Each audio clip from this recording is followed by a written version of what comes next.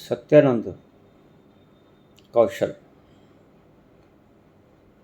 ने प्रश्न किया है कि साधना के वक्त काम बहुत तंग करता है। बाबा जी, क्या किया जाए?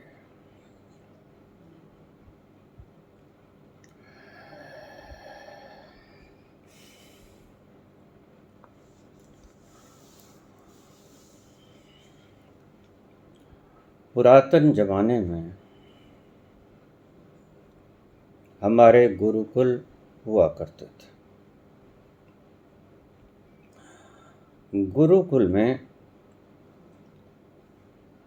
स्त्रियों को तो पढ़ने का अधिकार था ही नहीं, या था तो बहुत कम।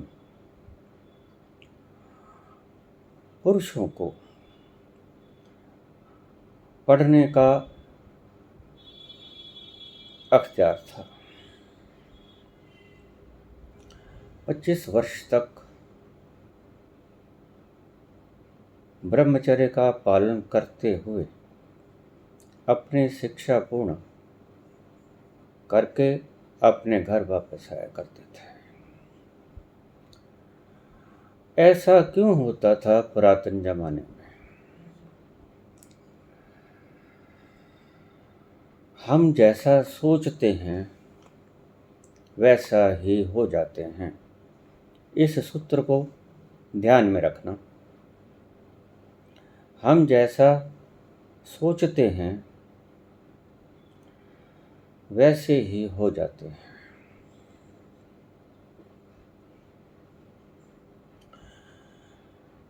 कैसे काम वासना से चित्त को हटाया जाए?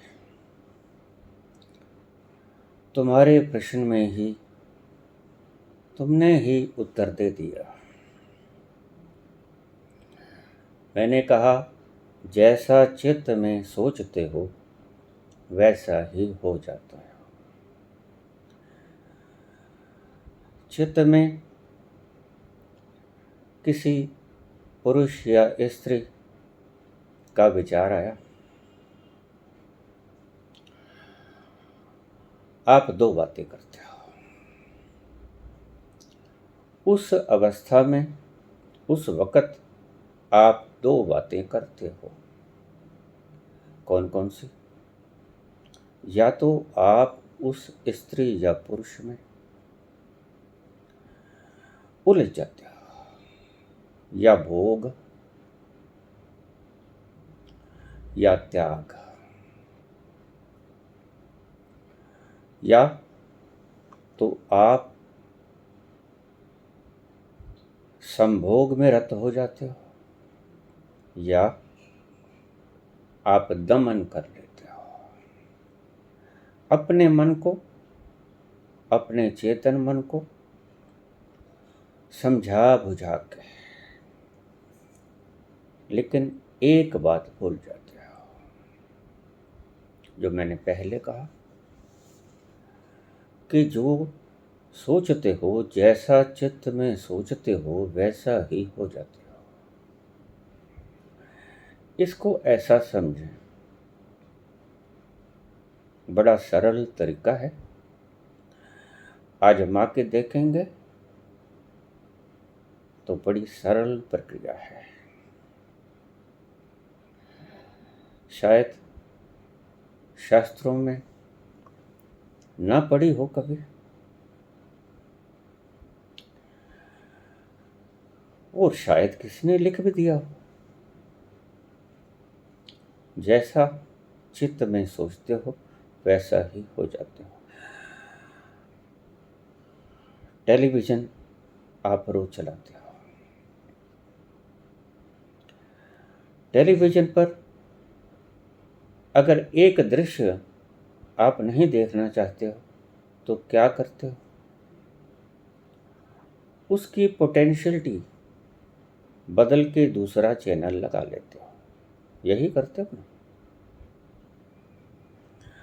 चित्त भी आपका टेलीविज़न की तरह अनेक चैनलों से भरा पड़ा है। किसी में काम का चैनल है, क्रोध, लोभ, मोह, अहंकार, मद, मत्सर, ये सभी अलग अलग तरह के चैनल है। भक्ति, वैराग्य, शांति, पवित्रता, शुचिता, ये तुम्हारी चित्त के टेलीविज़न के चैनल हैं। और भी बहुत से हैं। ईर्ष्या है, घृणा है, तप है, त्याग है, बहुत कुछ है। लेकिन आपको समझाने के लिए ये अलग अलग तरह के चैनल हैं। आपके मन में एक चैनल चल गया, किस लिए, किस तरह चल गया, इस बात पर आप फिलहाल इस मुद्दे को आप छोड़ दो, क्योंकि मैं आपकी समस्या का हल करने चला हूं।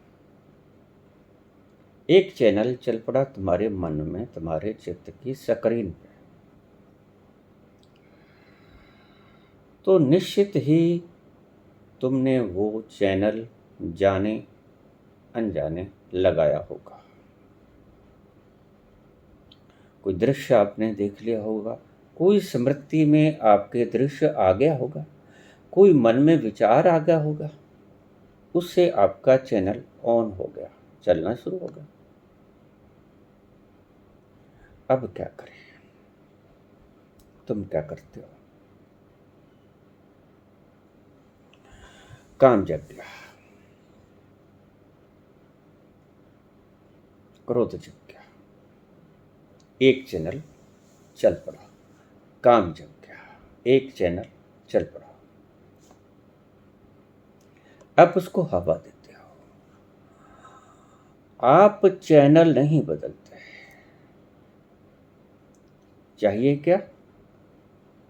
अगर आप काम से ग्रस्त हो, त्रस्त हो, तो उस चैनल को बदल लो, आपके हाथ में। लेकिन आप तो उस चैनल को बदलने की बजाय उसका वॉल्यूम ऑन कर देते हो कि ज़्यादा ऊंची आवाज़ सुने, ब्राइटनेस बढ़िया हो, तस्वीर पारदर्शी आए, साफ साफ तस्वीर आए। आप सभी उपाय करते हो उस चैनल को बढ़ाने की, उत्तेजना को बढ़ाने की। फिल्म्स चला लेते हो, ब्लू फिल्म्स चला लेते हो, चैनल बदला नहीं आपने। चैनल की प्रगाढ़ता ज़्यादा कर दी, तीव्र कर दी। आपने चैनल बदलने के बजाय चैनल को, आग को हवा देने का काम कर दिया। उसी तरह की तस्वीरें देखने लग गए, उसी तरह का दूसरा चैनल, काम वासना का भी चैनल है, ध्यान रखना। आपने उसको हवा देनी शुरू कर दी, उस आग को आपने हवा देनी शुरू कर दी। क्या होगा?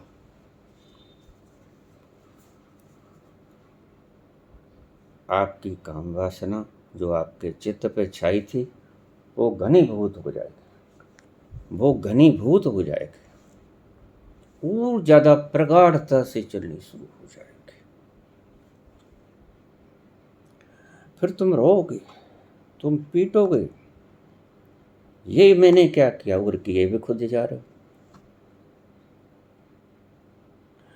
और फिर तुम कहोगे कि कोई शैतान आके तुम्हें गुमराह कर रहा है, कोई अदृश्य शक्ति, मुझे ना जाने।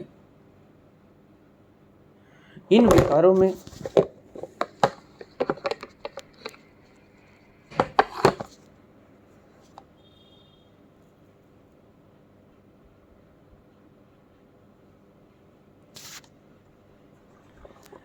कैसे घसीट लेती है तुम जानते हो, अच्छी तरह से जानते हो। कि ये सारा काम तुम्हारा है, कोई शैतान नहीं आया। कोई तुम्हारी विश्वामित्र की तपस्या भंग करने को यहाँ नहीं है। न कोई ये चाहता है किसी को क्या पड़े। जो तुम्हारी तपस्या को भंग करेगा, कोई तुम्हारी तपस्या को भंग करने को यहाँ नहीं है, और ना ही किसी को तुम्हारी तपस्या को भंग करने से कुछ प्राप्त होता है।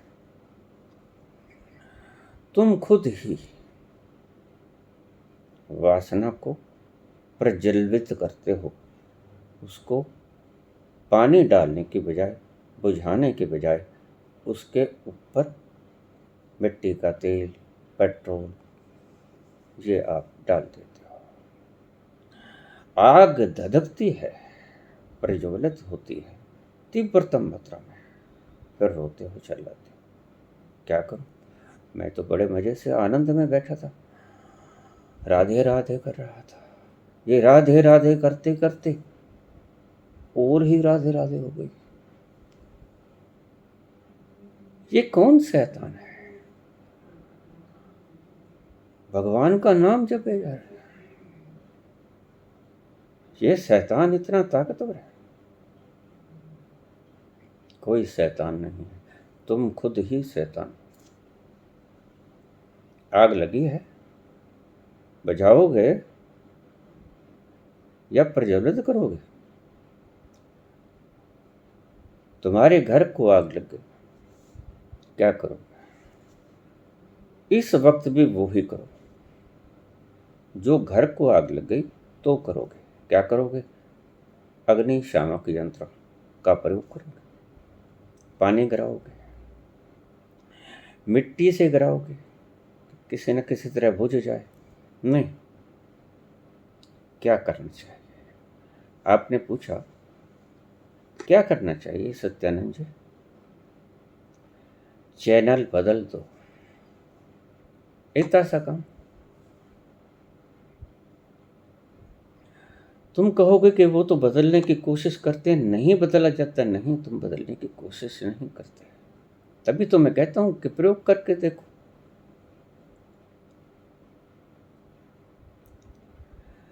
जिस दृश्य को देखने से आपकी वासना में बढ़ोतरी हो जाती है, उस दृश्य को सीधा सा गणित है, उस दृश्य को हटा देने से वासना में कमी नहीं होगी। उस दृश्य को बिल्कुल मिटा देने से काम वासना नहीं मिटेगी, मिटेगी। यही सूत्र है। कोई भी विकार युक्त आपको लगता है चैनल, प्रत्येक विकार के लिए मैं यहाँ बोल रहा हूँ। अकेला किसी काम, क्रोध, लोभ, मोह, अहंकार, मद, मत्सर, घृणा, इनके लिए, अकेले के लिए नहीं, सभी जिन्हें तुम विकार कहते हो हैं तो वो ऊर्जा के स्वरूप ही, और सभी की विकार हम क्यों कहते हैं, इसके ऊपर पहले तो थोड़ी सी गहराई से विचार कर लें।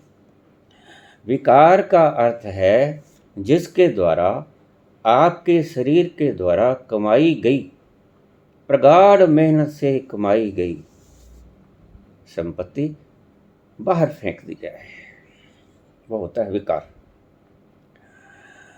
काम के द्वारा भी आप अपनी बड़ी मेहनत से, शरीर बड़ी मेहनत से उस ऊर्जा को पैदा करता है, बाहर फेंक देते हो। क्रोध में, लोभ में भी, मोह में भी, अहंकार में भी, नशा करके भी, मद, मत्सर, अभिमान करके भी आप अपनी ऊर्जा को बाहर फेंक रहे हैं। जिस ऊर्जा को आपके शरीर ने मुश्किल एकत्रित किया है, प्रोड्यूस किया है, उसको आप बाहर फेंक देते, वो होता है बेकार।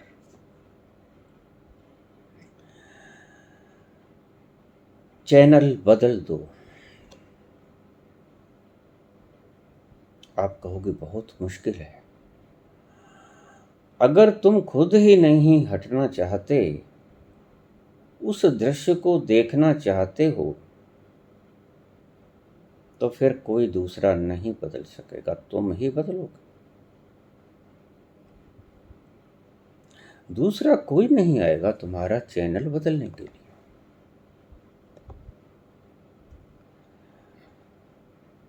मुझसे कुछ दिन पहले एक महान डॉक्टर, बड़ा प्रसिद्ध हमारे एरिया का, बात कर रहे थे। मुझसे कहने लगे कि 10 दिन से ज़्यादा आदमी ब्रह्मचारी नहीं रह सकता, 10 दिन 15 दिन। मैंने कहा क्यों?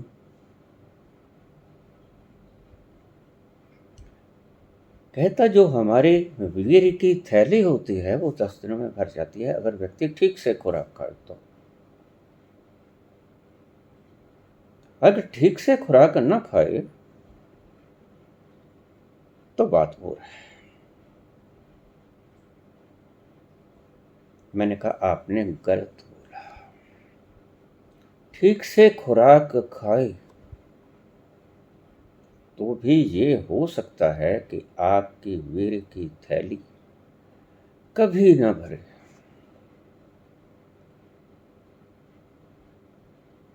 डॉक्टर साहब कहने लगे कि नहीं, इम्पॉसिबल। ये शब्द तो तभी आपका ठीक बैठ सकता है अगर आप उतनी खुराक खाएं जितनी के शरीर के अंगों को चलने के लिए आवश्यक हो। हृदय धड़केगा, कैलोरीज की आवश्यकता पड़ेगी। और मेरी दृष्टि में अगर आप थोड़ा थोड़ा दूध 2 या 3 बार दिन में पीते हो तो उसका कारण भी यही होगा। मैंने कहा आपने गलत कहा, आप प्रकृति की व्यवस्था को जानते हैं नहीं। मुझे कहते मैं डॉक्टर हूँ, मैंने शरीर के सभी अंगों को चीर फाड़ करके देखा है और आपके एरिया का सर्वश्रेष्ठ मैं डॉक्टर हूँ। मैंने कहा फिर आपने ठीक से अध्ययन नहीं किया, या अध्ययन किया तो आपकी समझ में नहीं आया।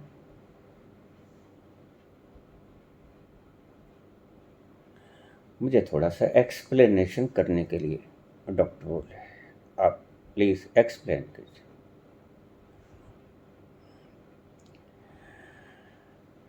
आप भी सुन लीजिए क्योंकि आपके लिए ही बोल रहा हूँ। प्रकृति या ईश्वर अपनी सृष्टि को कभी भी प्राणहीन हो जाए, जीवहीन हो जाए, ये नहीं चाहते। वृक्ष तक जब मैच्योर होते हैं तो वो दूर दूर तक अपने बीज को फेंक दिया करते हैं और बड़ी विशाल मात्रा में। प्रकृति बड़ी समझदार है।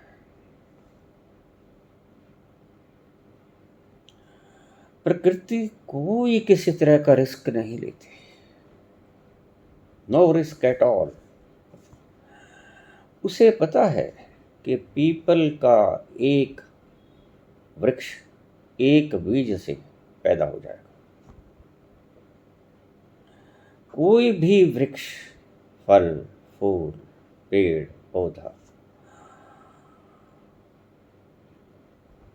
एक बीज से उत्पन्न हो जाएगा।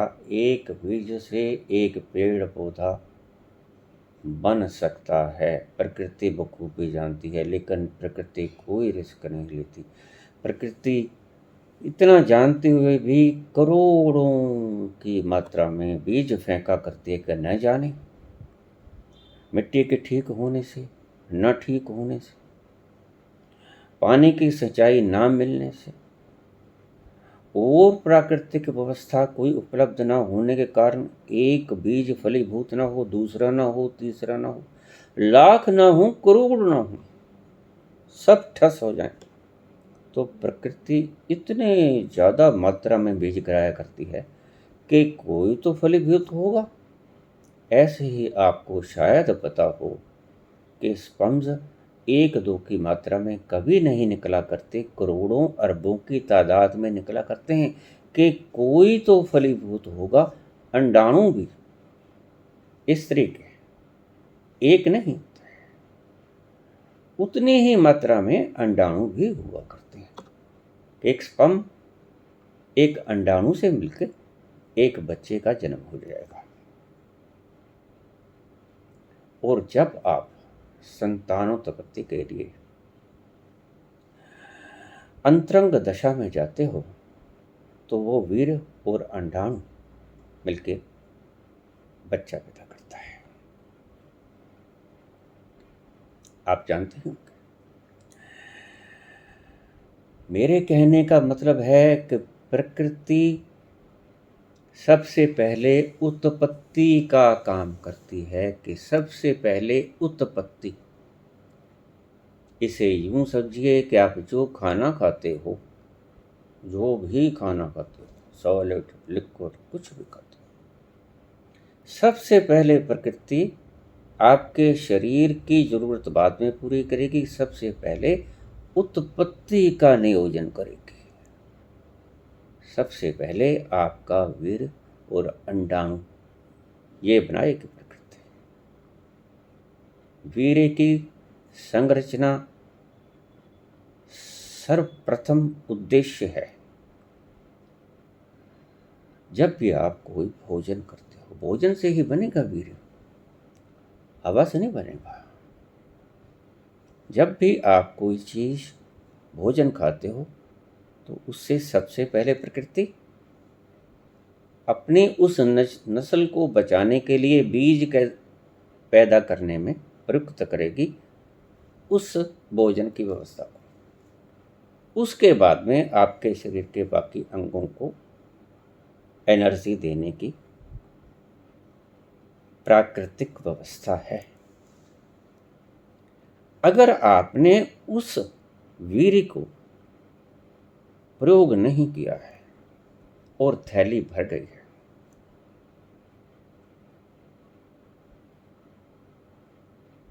बहुत से जवान उम्र के बच्चे 25, 30, 35 मुझसे अक्सर बच्चे प्रश्न पूछ लेते हैं कि हम अगर संभोग नहीं करते हैं तो वीर्य स्वपन दोष के जरिए निकल जाता है। मैंने कहा ये निकलता क्यों? आप चैनल को उधर लगा लेते हो, सोए पड़े। इसका इलाज बहुत हकीम, बहुत वैद्य आपको गुमराह कर रहे हैं। जरा मेरी भी बात सुन लीजिए।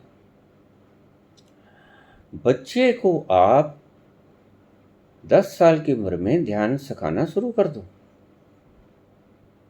जब उसका दूसरा चक्र सक्रिय होता है, 7 साल का एक चक्र होता है, दूसरे चक्कर के मध्य में यानी जब 10 साल का होता है तो उसे ध्यान की अवस्था सिखानी शुरू कर दो कि ध्यान में कैसे जाए। रात्रि सोने से पहले हमारी आदि सभ्यता में, हमारे पुराने गुरुकुलों में जब सुबह उठते थे सबसे पहले ईश्वर को प्रणाम करते थे, ईश्वर को याद करते थे। 10-15 मिनट के लिए ध्यान करते थे। आजकल हम स्कूलों में जाते हैं ना, क्या करते हैं? सबसे पहले ये उसका विकृत रूप है, ध्यान का विकृत रूप है प्रार्थना, शब्दों से प्रार्थना। तो हम सबसे पहले प्रार्थना करते हैं, इतनी शक्ति हमें देना दाता, हम कहते हैं। क्यों? क्योंकि ये आदि परंपरा शुरू है गुरुकुल से। सबसे पहले हम परमात्मा को पुकार करते हैं। पहले गुरुकुलों में ध्यान हुआ करता था। आपने सुबह उठ के सबसे पहले काम ध्यान करना है। माँ बाप को चाहिए कि बच्चे को 10 साल की उम्र में ध्यान सिखाए कि अपनी अंतस यात्रा पे कैसे निकलना है। 10 साल से शुरू करोगे तो 5 से 10 साल लग जाएंगे प्रार्थना के अंतस तक जाते जाते। रात को सोने से पहले भी हम परमात्मा को प्रणाम करके सोते हैं। पहले ध्यान करके सोते थे, आजकल उसका नाम जप कर कुछ भी है, लेकिन कम से कम आप विकारों का ध्यान तो नहीं करते ना। विकारों का ध्यान न करना चित्त को चैनल बदलने जैसा है। ध्यान थोड़ा सा गहराई की प्रार्थना है। शब्दों का प्रार्थना से कोई संबंध नहीं, शब्दों का अंतश्चित्त से प्रार्थना का संबंध है। और ध्यान जो है, ध्यान का अर्थ है शांत चित्त से प्रार्थना करना। Just to pray as a silent lake, मौन झील की तरह। मन में चित्त में कोई विकार ना हो, कोई उपद्रव ना हो, कोई शोरगुल ना हो। ऐसी अवस्था जब आ जाए तो सो जाओ।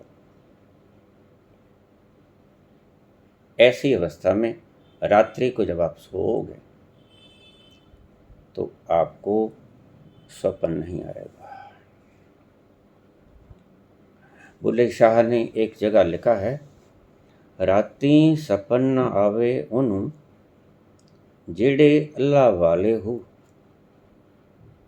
राती सपन न आवे उनु जेड़े अल्लाह वाले हो।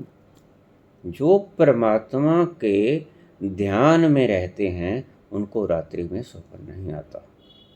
जिनका मन सारी रात भटकता रहता है, उसका मतलब वो ध्यान में नहीं सोते या उनका ध्यान लगता ही नहीं, उन्होंने कभी कोशिश ही नहीं की। वो थोती आप पूछिए इन राम राम करने वालों से, राधे राधे करने वालों से पूछिए कि आपको स्वप्न आते हैं, बस दूसरी बात मत पूछिए। अगर वो कह दें कि नहीं मुझे स्वप्न नहीं आता, तो ये समझ लो कि वो ध्यान में है। इसलिए मैं कहता हूँ इन जाप शाप को छोड़ो। निश्चित रूप से ये जाप करने वालों को रात्रि को स्वप्न आता होगा। मुझे रात्रि को स्वप्न नहीं आता, ये पहचान है। बुल्ले शाह कहते हैं, राती सपन न आवे उन जेड़े अल्लाह वाले हो। जो अल्लाह वाले किसको कहते हैं? जो ईश्वर की दिशा में भीतर चले गए, उनको रात्रि को स्वप्न नहीं आता।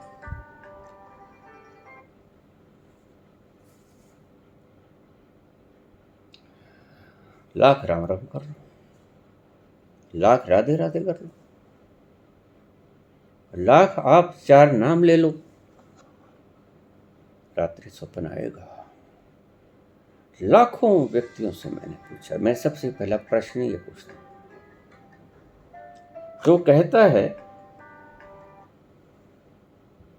कहता है कि मुझे बड़ी शांति मिल गई है, मैं उनसे पूछता हूं कि रात्रि को स्वप्न आते हैं? क्योंकि स्वप्न निर्धारण करते हैं कि आपकी चित्त की दशा कैसी है। अगर आपकी चित्त की दशा शांत नहीं है तो रात्रि को कैथार्सिस होगी स्वप्न के द्वारा। अगर आपकी चित्त की दशा दिन में झंझावात होती है तो रात्रि को स्वप्न झंझावात के ही आएंगे। स्वप्न की अवस्था से व्यक्ति की भीतरी अवस्था को जाना जा सकता है। सीधी सी छोटी सी बात, कोई भी साधु संत सन्यासी ध्यानस्थ खुद को खुदा बताने वाला, खुद को उस तल को छूने वाले से एक प्रश्न कर लो, ये थीम बताया कि आपको स्वप्न आता है? अगर वो कहे हाँ स्वप्न तो आता है, तो फिर उससे कुछ मत कहना, क्योंकि उसकी बेचारे की इज्जत खराब हो जाएगी। फिर या तो वो ठीक या फिर बुल्ले शाह ठीक। राती सुपन आवे ओनू जेड़े अल्लाह वाले हो। सो आपको किसी से पूछने की आवश्यकता नहीं है, आप खुद को ही परीक्षण कर लो। मैंने आपको मेजरमेंट दे दिया है। जिस दिन आपके स्वप्न खो गए उस दिन आपको पता चल जाएगा कि आप अंतस के बिल्कुल करीब पहुंच गए। शुरू में अंतराल पड़ेगा, अभी तो सारी रात आप घूमते रहते हो, कभी मैं खाने में, कभी कहीं कहीं, नाम नहीं बताऊंगा, जब आपके सपनों की गिनती पहले घटेगी, जैसे जैसे आप अंतस में जाओगे घटेगी, कुछ देर के लिए सपना आएगा बस, फिर स्वप्न नहीं आएगा, पहले आपकी मात्रा घटेगी और एक दिन ऐसा होगा कि आपको स्वप्न ही नहीं आएगा। जैसा आप सोए थे, मज़े में सोए थे ध्यान अवस्था में और खूब फ्रेश होके उठ गए, कोई स्वप्न ना आया, तो समझ लेना कि आपका अंतस का झील शांत होना शुरू हो गया है। आपको पता है कि समुद्र कितने उछाल पे होता है, कितना गड़गड़ाहट शोरगुल ऊपर ऊपर से, लेकिन भीतर बहुत शांत होता है, गंभीर होता है, शांत, भीतर से बहुत शांत, बाहर से पूरा गर्जन। तो जैसे भीतर हो वैसे ही तुम बाहर हो जाओगे।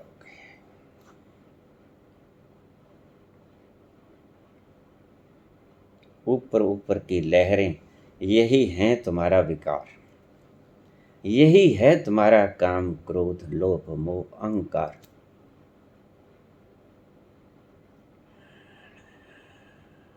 ऊपर से भी उतने ही शांत, लहरें जितनी अशांत, वो भीतर जितनी शांति ग्रहण कर लेंगी अगर आप उस शाश्वत के तल पर पहुंचना शुरू हो गए हो। सो ये मैंने आपको एक सूत्र दिया खुद की पहचान करने में, किसी को धोखा नहीं। कोई पूछे उनसे चाहे आप सच बोल देना, लेकिन खुद की मेजरमेंट के लिए मैंने आपको एक पैमाना बता दिया। अगर आपको स्वप्न नहीं आता तो आप उतने ही शांत हो, आप करीब पहुंचने वाले हो या पहुंच चुके हो।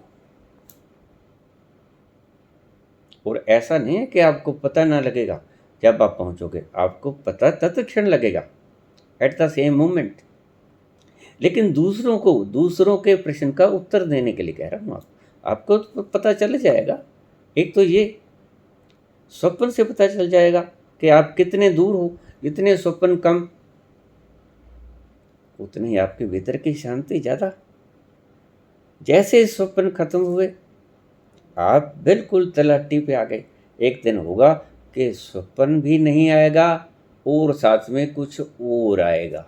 वो क्या आएगा वो नहीं बताऊंगा, क्योंकि आप इस खोपड़ी में रमा के बैठ जाओगे। लोग किसी भी बात को, मैं एक बात खा जाया करता हूँ बीच में से, इसीलिए कि वही बात मुझे कुछ दिनों के बाद वो लोग पूछ लेते हैं कि बस जी स्वप्न तो आना बंद हो गया। फिर मैं दूसरी बात पूछा करता हूँ जो आपसे बता नहीं रहा कि ये हुआ, तो वो स्वप्न में पड़ जाता, वो मैं उनसे बताता नहीं। ऐसा कुछ भी हुआ, कहते नहीं ये तो नहीं हुआ, तो फिर अभी जाओ, अभी आप करते रहो वही जो आप पहले से करते हो, अभी आप पहुंचे नहीं हो।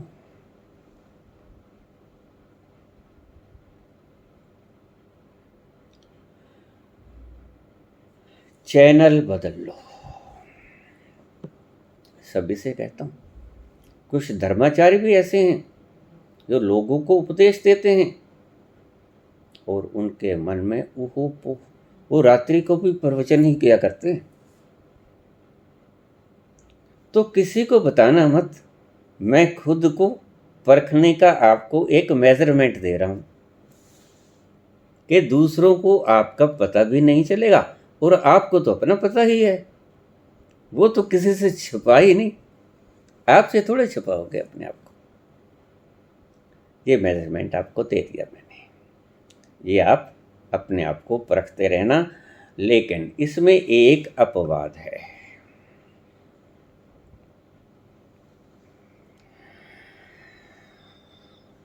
आज्ञा चक्र और विशुद्धि चक्र, इसके बीच में एक स्पेस आता है छोटा सा, अनाहत से आगे। अगर आप अनाहत से आगे पहुंच गए, जैसा कि मैंने कल बताया था कि जिस अवस्था में अब्राहम लिंकन पहुंच गए, वहाँ भी एक आपको रात को स्वप्न टाइप आएगा। उसको हमारी भाषा में हम कहते हैं दृष्टांत। वो सिर्फ बिल्कुल कुछ सेकंड का होगा और एक ही आएगा। वो स्वप्न नहीं होता, वो होता है दृष्टांत। वो आएगा। पहुंचे हुए व्यक्ति को सिर्फ मात्र नहीं आएगा, लेकिन जो विशुद्धि, आज्ञा या अनाहत चक्र पे हैं अभी, जिन्होंने मणिपूरक तक सफर तय किया है, मूलाधार, स्वाधिष्ठान, मणिपूरक, उससे आगे की अवस्था विशुद्धि और अनाहत के बीच में, आगे थोड़ा सा आज्ञा चक्र तक भी ले आओ, ये तीनों हम क्रॉस कर लेते हैं। यहाँ पर आपको दृष्टांत आएगा, बहुत छोटा सा दृष्टांत आएगा और वो सच हो जाएगा। ये बात ध्यान में रखना। वो दृष्टांत होगा, वो स्वप्न नहीं होगा, वो सच हो जाएगा। तो इस बात को आप ध्यान में रखना। ऐसा मत समझो कि रात को देखेगा ही कुछ नहीं, नहीं, वो तो आज्ञा चक्र से आगे नहीं दिखेगा। जब आप सहस्रार में पहुंच गए, जब आप दूसरी अवस्था में मुक्त हो गए, तब आपको स्वप्न दृष्टांत खुद ब खुद नहीं आएगा। आप खुद अपने प्रयास से देख सकते हो कि भविष्य में क्या होगा, अतीत में क्या हुआ, वहाँ क्या हो रहा है। एक प्रश्न छोटा सा बीच में से आया है, एक प्रश्न, वो मैं आपको बता दूं। कहते हैं कि मुझे, नाम है इनका आनंद वल्लभाचार्य, ये कहते हैं कि मुझे कई बार 100 किलोमीटर दूर दो आदमी बात कर रहे हैं तो वो मुझे सुनाई पड़ता है। हाँ, ये स्थिति है। दूर श्रवण, दूरदर्शन, जैसे दूर का दृश्य दिखाई पड़ जाएगा। दूर बैठा व्यक्ति क्या कर रहा है, पाकिस्तान में कराची में आदमी, रावलपिंडी में आदमी क्या कर रहा है, वहाँ आपने मन में संकल्प लेके आना है और तत्क्षण विदिन ए सेकंड आपके सामने वो चीज़ होगी। तो आदमी बातें कर रहे हैं, लेकिन आपके इंटेंशन जानी चाहिए, चैनल बदलना पड़ेगा आपको। ऐसा मत समझो, ऐसे तो आप पागल हो जाओगे। सारी दुनिया बातें कर रही है, वो आपको सुनाई पड़नी शुरू हो जाए तो आपसे एक सेकंड नहीं काटोगे, आपको हॉस्पिटल लेके जाना पड़ेगा। इसलिए मैंने एक शब्द कहा था कि अगर सिद्ध पुरुष, बहुत व्यक्ति प्रश्न कर लेते हैं कि कृष्ण को तीर लगता है, बुद्ध को जहरीला खाना खिलाया जाता, क्या उनको पता नहीं था? पता था, पता करने की कोशिश नहीं की। क्यों? तुम्हारे लिए जीवन बहुत मूल्यवान है, कृष्ण के लिए नहीं। कृष्ण तो साफ बोल पड़ते हैं, नैनम छिदंती शस्त्राणी नैनम दहती। वो डरेगा मुझसे? वो तो कहता है मुझे, मैं जो हूँ वो शरीर हूँ ही नहीं। तो इसके बारे में शुद्ध चीज मैं हूँ ही नहीं, जो उसके बारे में पता करने क्या है। और मौत जब है ही नहीं तो इन छायाओं के बारे में क्या पता करना है। उनके लिए न तो शरीर तुम हो, ना शरीर काटा जा सकता है, ना शरीर जलाया जा सकता है, ना भिगोया न गया है, और फिर तुम शरीर नहीं हो। तो उनका भेजा खराब है कि शरीर के साथ क्या बीतेगा या क्या बीत गया, इसके बारे में वो झांका मारते रहे बैठे पड़े। और कोई काम नहीं है धरती के ऊपर उनके लिए। बहुत कुछ है, आपको बताने योग्य बहुत कुछ है। गीता में कितने 700 श्लोक हैं। भगवान कृष्ण का ये काम था, उलझे हुए व्यक्ति के प्रश्नों का जवाब देना। ये काम क्या कम है, क्या जरूरी? वो ये बताएगा कि आप घर से ये खा के आए हो और आप उनके पाँव पकड़ लो। हालांकि ये बिल्कुल क्षुद्र बातें। मैं ऐसे काम पहले कर लिया करता था। मैंने आपसे कहा ना शुरू में, मैं गलती खा गया था, मैं थोड़ा सा रास्ता भटक गया था। तो कोई मेरे पास आता?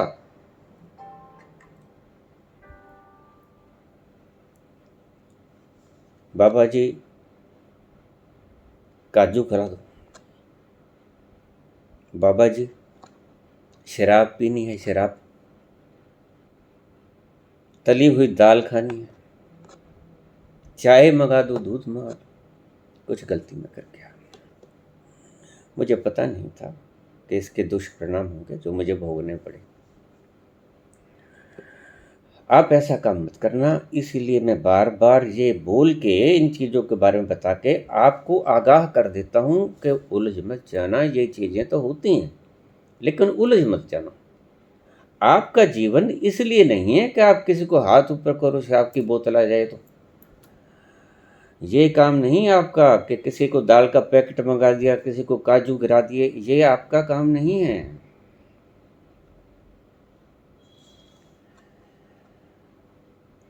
आपका जो काम है वो जो कृष्ण का काम है, भटके हुए आदमी के। जब अर्जुन ने कहा कार्पण्य दोषो पहत स्वभाव पृच्छामि त्वाम धर्म समूचेता यश्रेयस्या निश्चितिं ब्रूहि तन्मे शिष्यस्ते अहम शादी माम त्वम प्रपन्नम।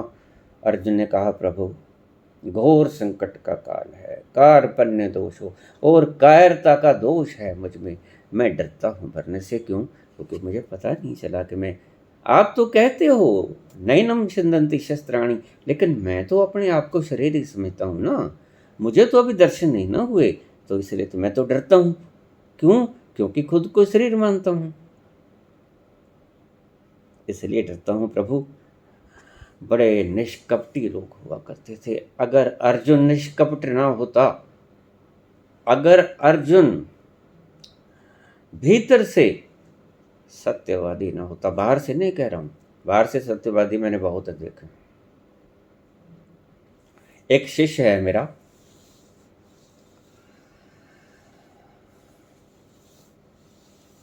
वो मेरे पास आए रविवार को, कई वर्षों की बात है। बाबा जी सोमवार का व्रत कैसे होता है? उससे पहले उसने 2 कुक्कड़ खाए थे, मुर्गे, रेस्टोरेंट में जाके, दारू पी थी, शराब। और मुझसे पूछते हैं शाम को आके क्या सोमवार के व्रत कैसे होते हैं? मगर बैठ जाओ बता देता हूँ। पहले तो रज के शराब पियो, खूब शराब पियो, और फिर 2 कुक्कड़ खाओ। और वो ऐसा हरामी जानता है कि मैंने पी और मैंने 2 कुक्कड़ खाए, लेकिन मुझसे वो ये नहीं बोला कि हाँ ये तो मैंने सवेरे निपटा दी। फिर पूछता है कि सोमवार के व्रत कैसे? मैंने कहा ऐसे ही होते हैं सोमवार के व्रत, कर लो अगर करने हैं तो। बुल्ले शाह का एक शब्द है, बुलिया पी शराब ते खा कबाब। मैं नहीं बोलता, ये बुल्ला बोलता है।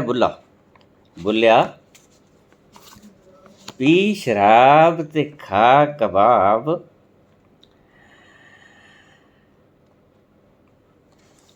ते हेठां बाल हड्डां दी अग। ये जो हड्ड है ना हमारे, हड्डियाँ, ये पिंजर। बुलिया पी शराब ते खा कबाब, ते हेठ बाल हड्डां दी अग,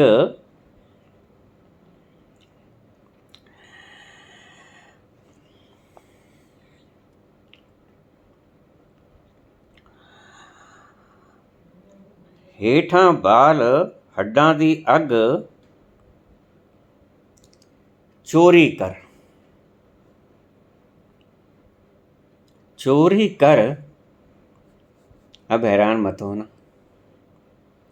बुलिया पी शराब ते खा कबाब, ते हेठां, यानी चूल्हा होता था ना पहले, हम तो लकड़ियाँ लगाते थे, तब गैस तो हुआ नहीं करते थे।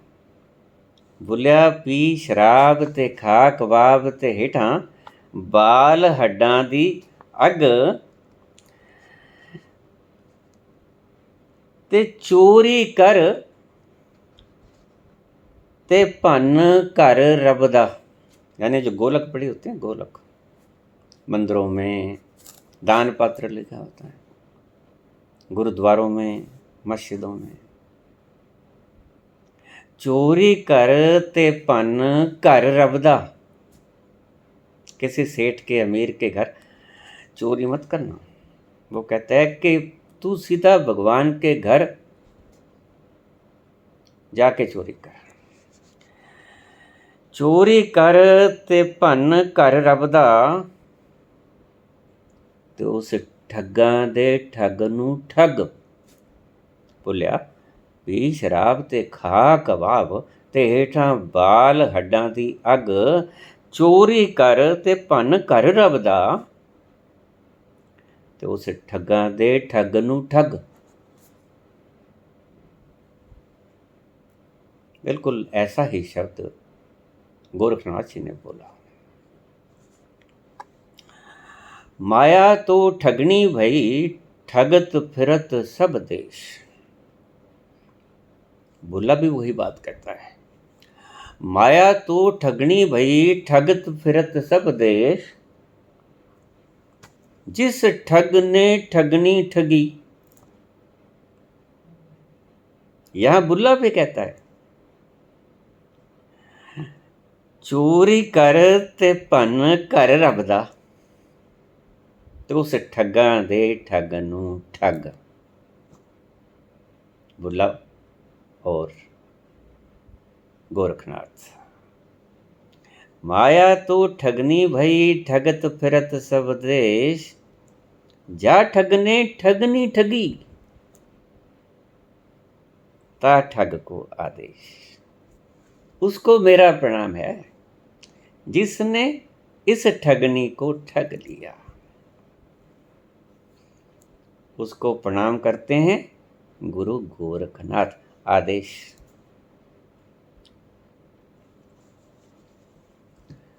तो मैंने कहा भी सोमवार के व्रत ऐसे होते हैं, और तुम मेरे पास कभी मत आना, क्योंकि तब तक भी वो सत्य न बोला था। मैं तुरंत जान गया कि इस व्यक्ति के साथ माथा खपाई करना का कोई फायदा नहीं। जो बताने के बाद भी ये एक्सेप्ट नहीं करता कि ये तो मैं कर लिए हैं, गलती हो गई, क्षमा कर दो, आगे से नहीं बोला वो। और मैंने उसके बाद उसके ऊपर मेहनत करनी ठीक नहीं समझी। क्या बताना उसको जब इसने चला ही नहीं। लेकिन अर्जुन बड़ा कमाल का व्यक्ति है, और भगवान कृष्ण की महत्ता तो थी ही थी। मैं अर्जुन की महत्ता को कम नहीं आंकता गीता में। अगर अर्जुन जैसा सत्य हृदयवादी ना होता तो गीता के अगले श्लोक ना चलते, जब उसने पहले ही ये कह दिया कि कार्पण्य दोषोपहत स्वभाव। इस दोष के कारण मेरा स्वभाव है, क्योंकि मैं अपने आप को शरीर मानता हूँ, इसलिए शरीर क्योंकि मरता है, इसलिए मैं भी मरने से डरता हूँ। प्रभु, इस दोष को मैं कैसे निपटूं? अब तो कहते हो उठा लो अपना धनुष और बींध दो, इनको मार दो, क्योंकि ये तू जानता नहीं है, ये मारे जा ही नहीं सकते। कार्पण्य दोषोपहत स्वभाव, पृच्छामि त्वां धर्म सम्मूढ़चेतः, यच्छ्रेयः अनिश्चितं ब्रूहीतम्। जो शुभ है मेरे लिए तन में, मुझे बताओ, ब्रूही। मैं उत्सुक बैठा हूं। यच्छ्रेयः निश्चितं ब्रूहि तन में, जो मेरे लिए शुभ हो। यच्छ्रेयः निश्चितं ब्रूहि तन में, जो मेरे लिए निश्चय पूर्वक सत्य हो, शुभ हो। शिष्यस्ते हम, मैं शिष्य हूं आपका, आपकी शरण में आया। मैं आपसे सीखना चाहता हूं। शिष्य का अर्थ क्या है? पंजाबी में सिख कहते हैं, क्योंकि वो शय को ख बोलते हैं। वो कहेंगे बरखा, हम कहेंगे वर्षा, क्योंकि वो शय को ख बोलते हैं। इसलिए वो कहते हैं शिक, हम कहते हैं शिष्य। शिष्यस्ते अहम यानी सिख अस्ते अहम, शिष्यस्ते अहम शादिमाम त्वाम प्रपन्नम। मुझे कृपा करके बताओ, मैं आपके शिष्य बनकर आया हूँ। मैं आपसे पूछता हूँ, आप ज्ञाता हो, मुझे कुछ मालूम नहीं। मैं अज्ञानी हूँ, मुझे पता नहीं कि मैं शरीर हूँ या मैं कौन। मैं तो अपने आप को शरीर ही समझता हूँ। कितना सत्य बोला। लेकिन यहाँ तो मैं एक श्लोक बोलता हूँ तो श्रावकों में से उठते, हाँ ये तो जी पता है हमें। सिर्फ शब्द पता होता है। अगर पता चल गया तुम्हें कि मैं कौन हूँ तो तुम मेरे पास आना बंद कर दोगे। दो अवस्थाओं में मेरे पास आना बंद करोगे, दो अवस्थाओं में मेरे पास आना बंद करोगे। कौन सी? एक तो जब जान गए, और एक आपको जब मेरी समझ ही नहीं आती, या आप खुद को जानना ही नहीं चाहते। इन अवस्थाओं में आप मेरे पास नहीं आओगे। अगर आप मेरे पास आओगे तो बिल्कुल सही, आप अपने आप को जानना चाहते हो तभी मेरे पास आ पाओगे, अन्यथा आप मेरे पास नहीं आ पाओगे। शापिनहार के जीवन की एक कहानी है। शापिनहार पक्का नमाजी था, रोज मस्जिद में जाया करता, रोज बिना नागा। बारिश हो, तूफान हो, अंधेरी हो, कितना ही प्रतिकूल मौसम हो, वो जाकर नमाज पढ़ा ही करता था, चाहे विपरीत कितना ही माहौल क्यों ना हो। नित्य नेम था, उसने जाके नमाज अदा करनी ही होती थी। एक दिन जुमे की नमाज, जुमे का दिन वो आया नहीं, तो मौलवियों ने सोचा, नमाजियों ने सोचा कि एक ही कारण हो सकता है, लगातार जो 40 वर्ष तक एक नागा भी न किए, लगातार आता रहा, आज नहीं आया तो बस निश्चित आज वो मर गया है, आज मर गया है।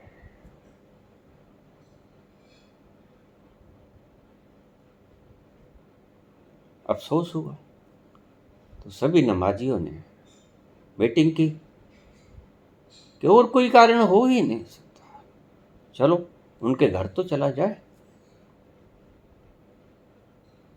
इतना पुराना साथी है अपना, अफसोस ही कर लेंगे। गए, उसके घर पहुंचे तो क्या देखते हैं, अजब नजारा। उसने सिर के ऊपर कुरान रखे हैं और नाच रहे हैं।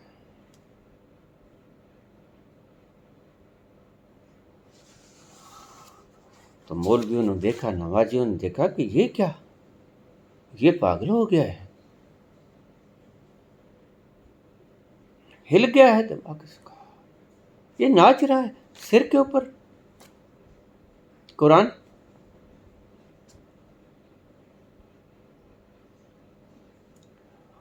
जाकर बैठ गए। जब वो मस्ती से थोड़ी उसकी मस्ती उतरी तो उन्होंने सबको प्रणाम किया, बैठ गया। तो क्या हुआ, क्यों नाच रहा है, ठीक ठाक तो है सभी पुरजे? कहता हाँ, आज तो मोरे मन आनंद भयो, बस मिल गया जिसकी ज़रूरत थी, जिसकी अपेक्षा थी, जिसके लिए मैं मस्जिद में रोज जाता था, मिल गया। अब मुझे कभी मस्जिद जाने की ज़रूरत नहीं है, क्योंकि मस्जिद जाके जो सुकून मुझे मिला करता था, आज अपने यहीं पे उससे अनंत गुना, करोड़ों अरबों गुना ज़्यादा मेरे इस घर की मस्जिद में मुझे आनंद मिल गया है। आज मुझे वहाँ जाने की आवश्यकता नहीं है। सो इसलिए मैं कहता हूँ जिस दिन तुम पहुंच जाओगे या ईश्वर के पास चले जाओगे, मेरे पास नहीं होगा। दो ही अवस्थाएं। बहुत से लोग कह देते हैं हमें पता है, हमें दर्शन हो चुके हैं। मेरे पास तो एक ही फॉर्मूला है, जिस दिन तुम्हें दर्शन हो गए मेरे पास आने की जरूरत ही खत्म हो गई। मुझसे क्या क्या सुनना चाहोगे? और जो तुम सुनना चाहते थे वो तुमने खुद चख ही लिया। अब मेरी कोई आवश्यकता नहीं। इसलिए मैं अक्सर कहा करता हूं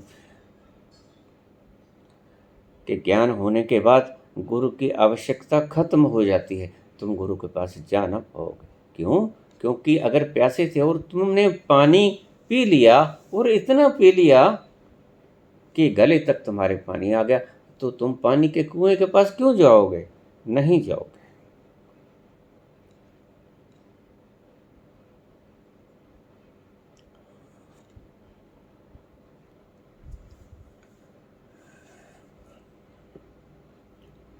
अभी एक प्रश्न आया है, बाबा जी आपने कहा कि चैनल बदल लो। अगर काम उठता है, काम अपनी गहराइयों पे है, क्रोध अपनी गहराइयों पे है, लोभ मोह अहंकार अपनी गहराइयों पे है, तो आप कहते हो कि चैनल बदल लो। थोड़ा सा इसको और व्याख्यायित करें।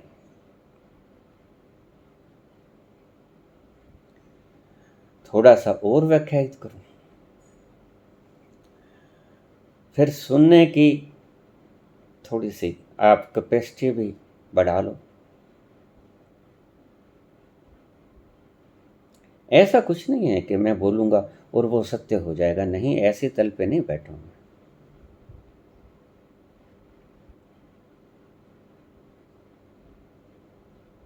फर्ज करो आपको काम उठा है, फर्ज करो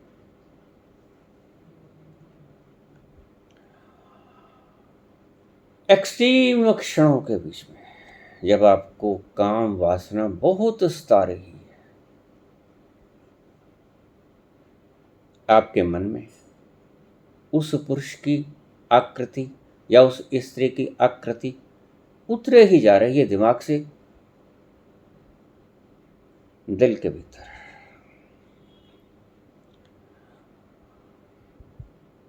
वो आप एक चैनल पे आ गए। अचानक आपका कोई शिष्य या भाई या आपका सेवक भागा भागा आता है कि मालिक घर को आग लग गई। उस क्षण कामग्रस्त रह पाओगे आप या चैनल बदल लोगे? मैं आपसे पूछता हूँ।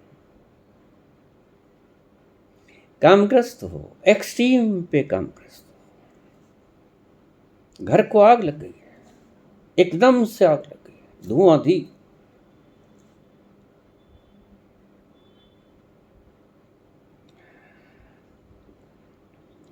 पानी ढूंढोगे या स्त्री पुरुष को ढूंढोगे? उस वक्त क्या हुआ?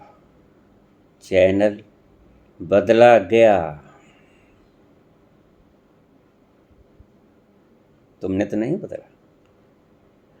यद्यपि ईश्वरीय प्रणाली से ये सारा कुछ हुआ, लेकिन चैनल ऑटोमेटिकली बदल गया और आप भागोगे आग बुझाने के लिए। क्षमा करना, आपको कामग्रस्त हो रहे हैं। आपको कोई बुरी खबर मिल गई। फर्ज करो, चौंकना मत। मैं सिर्फ आपको कठिन से कठिन, मुश्किल से मुश्किल स्थिति पैदा कर रहा हूं। चैनल बदलने का मतलब ये है कि सारा कुछ खत्म हो जाएगा। चैनल बदलते ही वो सारे दृश्य समाप्त होने को हैं। ये बात ख्याल में रखना। मैं चैनल बदलना इसको कह रहा हूं। आप काम की एक्सट्रीम अवस्था में हो और आपको किसी ने खबर दी कि आपके पुत्र का निधन हो गया है, पुत्र मर गया है,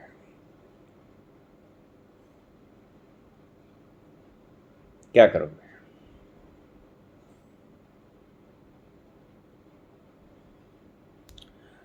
चैनल बदला गया ना।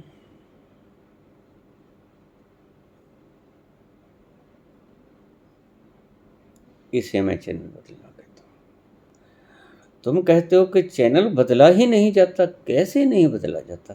तुम बदलना नहीं चाहते, ऐसा कहो।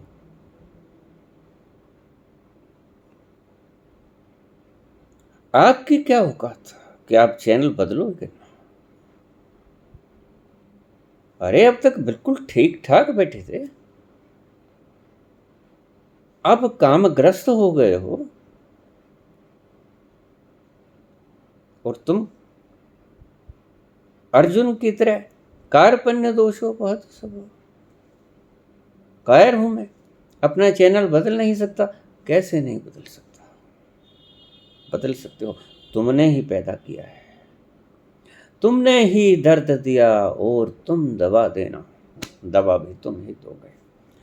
जब आग तुमने लगाई है, बुझाओगे भी तुम, कोई दूसरा नहीं बुझाएगा। अगर तुम कहते हो कि नहीं बदल सकता तो तुम गलती में हो। तुम बदलना चाहते नहीं, बहाने कर रहे हो। ये कैसे हो सकता है कि तुम चैनल बदलना चाहते हो और चैनल की क्या औकात है कि ना बदला जाए? तुम जरा देखो, टेलीविज़न के ऊपर हाथ लगा के देखो, बदला जाता है कि नहीं बदला जाता? बिल्कुल बदला जाएगा। हाँ, इसलिए मैं कहता हूँ कि तुम बदलना नहीं चाहते। खुद दोष देते हो प्रकृति पे, दोष देते हो काम पे। काम का दोष नहीं है, तुम्हारा दोष है। तुम कामग्रस्त हो, जाना पड़ता है किसी मित्र के साथ शमशान घाट में। कामग्रस्त रह पाते हो? वहाँ जलती हुई उसकी बॉडी को देखोगे, काम उठेगा? कभी ऐसा हुआ है किसी के साथ? एक व्यक्ति भी हाथ खड़ा करके कह दे कि शमशान घाट में जाके हम कामग्रस्त रहे हैं, क्रोधग्रस्त रहे हैं, अहंकार ढेर ढेरी हो जाता है जब जलती हुई चिता आप देखते हो। अरे अहंकार आएगा। ये वही है जो कल कहता, जानते हो मैं कौन हूं? You know who am I? Do you know who am I? आज बोलता नहीं।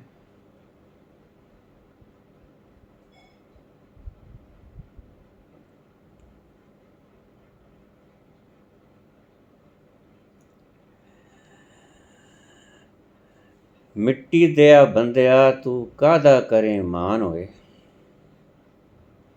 मिट्टी दया बंदया तू कादा करे मान होए।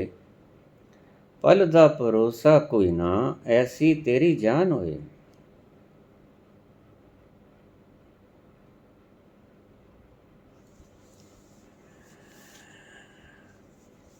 अपनी जिंदगी के अंत तुमने कभी याद नहीं रखा, और अगर याद आ जाता है किसी हिसाब से, किसी मुर्द घाट में, शमशान घाट में जाके परिस्थिति ही ऐसी बन जाती है, वहां कभी उठाओ तो मुझे बताओ, तुम्हें अहंकार उठाओ तो।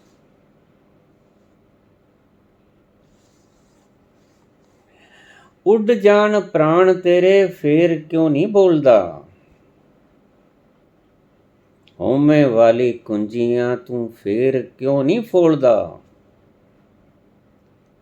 उड़ जान प्राण तेरे फिर क्यों नहीं बोलदा। फिर अहंकार क्यों नहीं, मैं क्यों नहीं कहता, फिर होमे क्यों नहीं कहता हूं।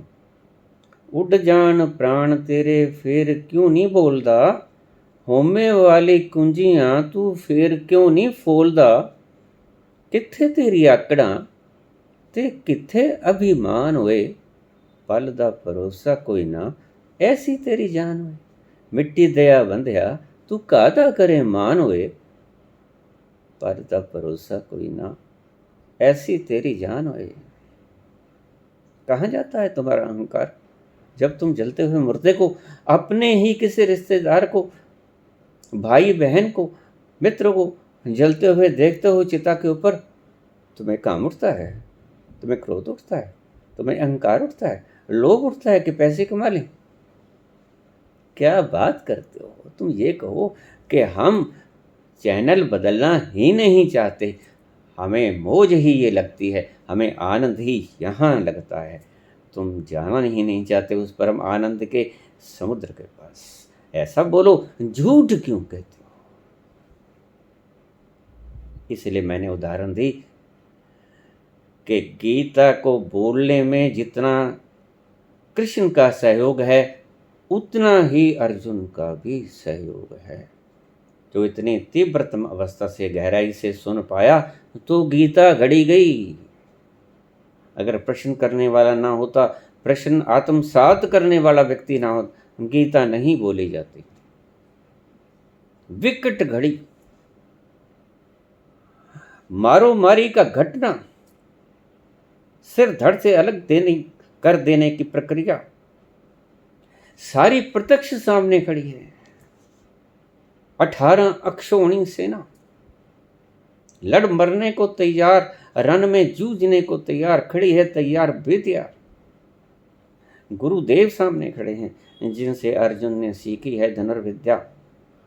भीष्म पितामह जिसकी गोदी में बैठ के खेला है, छोटी छोटी बुरकी से उसने पाला है। कितनी विडंबना रही होगी अर्जुन की, कितना कष्ट ना रहा होगा उस व्यक्ति के मन में। जिस गुरु से भोरा भोरा सीखा, बूंद बूंद सीखा, जब वो समुद्र बन गया तो क्या उसकी सारी पावर गुरु के ऊपर ही लगा दे विनाश करने में? ये तुम्हारी आत्मा कहती है। सच रोया था अर्जुन।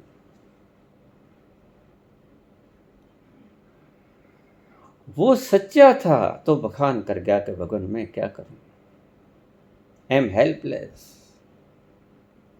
कार्पण्य दोष हो, मेरे में दोष है कायरता का। आपकी शरण में शिष्यस्ते अहम शादी माम त्वं प्रपन्न। मुझे गाइड करो, what should I do at this moment. मुझे क्या करना चाहिए इस संकट और विकट घड़ी में।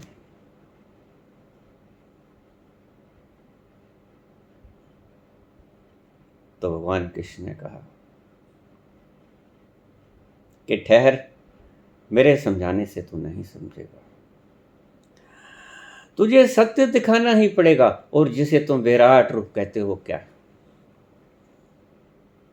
मैंने विराट रूप दिखाने वाले बहुत देखे। विराट रूप का दर्शन कराने वाली मैंने बहुत सी गीता के श्लोक, बाल गंगाधर कुछ बोल रहे हैं, महात्मा गांधी कुछ बोल रहे हैं, स्वागत से कुछ बोल रहे हैं, माओ से तुंग कुछ बोल रहे हैं।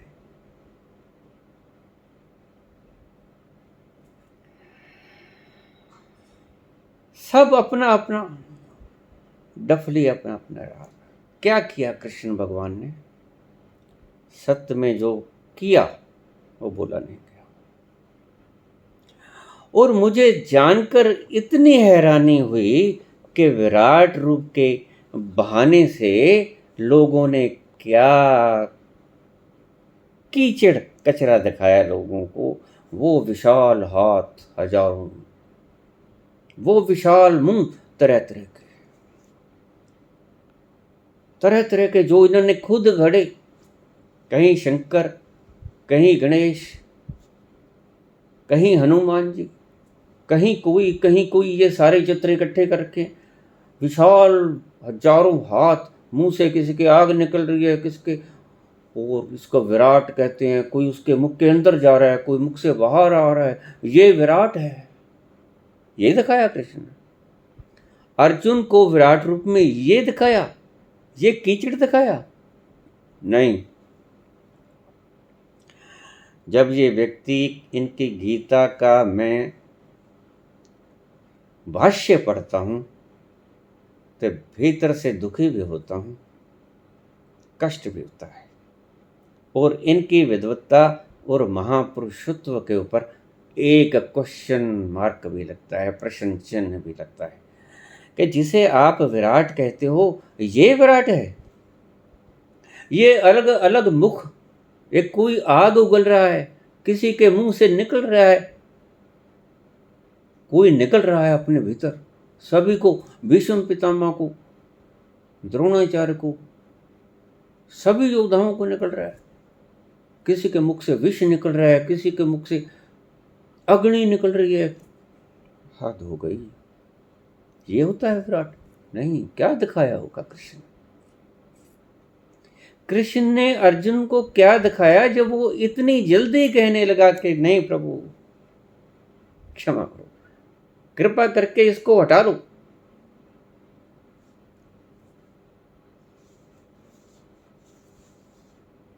क्या दिखाया था? भगवान कृष्ण ने अर्जुन को अर्जुन का भीतर का तत्व दिखाया था, अपना ही तत्व। कृष्ण तो जानते ही थे कि मैं कौन।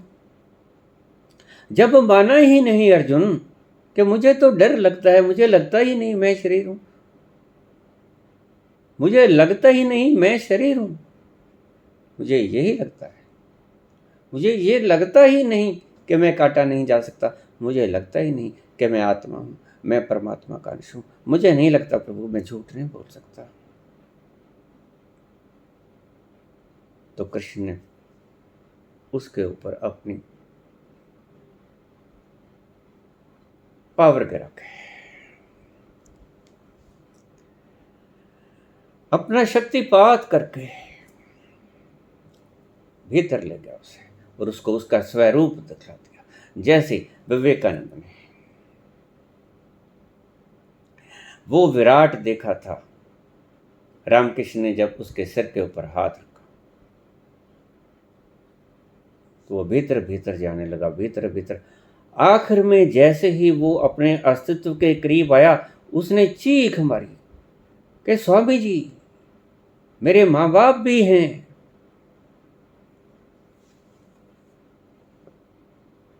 बोले रामकृष्ण परमहंस, अच्छा तुम्हारे माँ बाप भी हैं, तो फिर ठीक है, अगर तुम्हारे माँ बाप हैं तो फिर तुम बाहर आ जाओ। उसने अपना हाथ उठा दिया, शक्तिपात होना बंद हो गया। धीरे धीरे धीरे धीरे देख तो चुका ही था विवेकानंद, झलक दिख गया था। जैसे काले बादलों में रात्रि अमावस्या की काली घटाएं बादलों की, उसके भीतर बादलों की काली घटाओं में एक बिजली सी चमक जाए और उस क्षण भर में आपको आगे का रास्ता दिख जाए। ऐसे ही हुआ विवेकानंद के साथ और ऐसा ही हुआ अर्जुन के साथ। बस दिख गया रास्ता, एक छोटे सी झलक से बिजली चमकी उन मेघों में, काले मेघों के बीच में, और आने वाला रास्ता सामने दिख गया। और दिख गया रास्ता धीरे धीरे धीरे धीरे। जब वो अपने होश में आया, जब वो अपनी बुद्धि में आया, तो उसकी आंखों से आंसू बह रहे थे। विवेकानंद द्रवित हृदय से रोता हुआ रामकृष्ण परमहंस के चरणों में गिर गया। धुल गए पांव, गुरु दक्षिणा दे दी गई। आंखों के आंसुओं से, अश्रुपूरित आंखों से जो अश्रु बहे, उससे पांव धो दिए गए। रामकृष्ण परमहंस ने वो बिजली की चमक, गौरी शंकर की ऊंचाइयों का कलश ऐसा दिखाया कि आखिर विवेकानंद सत्य को जान गए।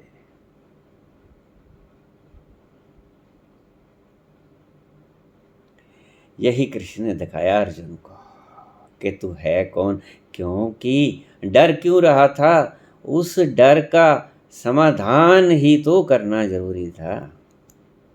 डरा कि मैं मर जाऊंगा, मैं मर जाऊंगा। क्यों? क्योंकि मैं शरीर हूँ। और यही भ्रम टूटेगा तो ही तो असली भ्रम टूटेगा। आसपास जो चाहे बोले जाओ, कोई असर नहीं करने को, जब तक गांठ पूरी खुल ना जाए। और जैसे ही उन्हें सिर के ऊपर शक्तिपात किया, उसके भीतर गया, उसने वो देख लिया कलश, उसने वो देख ली काले मेघों के भीतर चमकती हुई बिजली की धार, लचकता हुआ रास्ता। रास्ते में जब देख गया उसने कि ओह, ये तो रास्ता है। मैं तो इसको बंद समझता था कि बस यहाँ खत्म है, मैं शरीर हूँ, खत्म। लेकिन ये तो बहुत लंबा रास्ता है। बस उस एक बार की काले मेघों की भीतर चमकती हुई लश्क बिजली की दिख गई और रास्ता भी दिख गया। और विवेकानंद ज्ञानी हो गए, श्रद्धावान हो गए, आंखों से अश्रुधारा बह निकली। सिर टिक गया रामकृष्ण परमहंस के चरणों में। ऐसे ही अर्जुन का सिर टिक गया कृष्ण के चरणों में।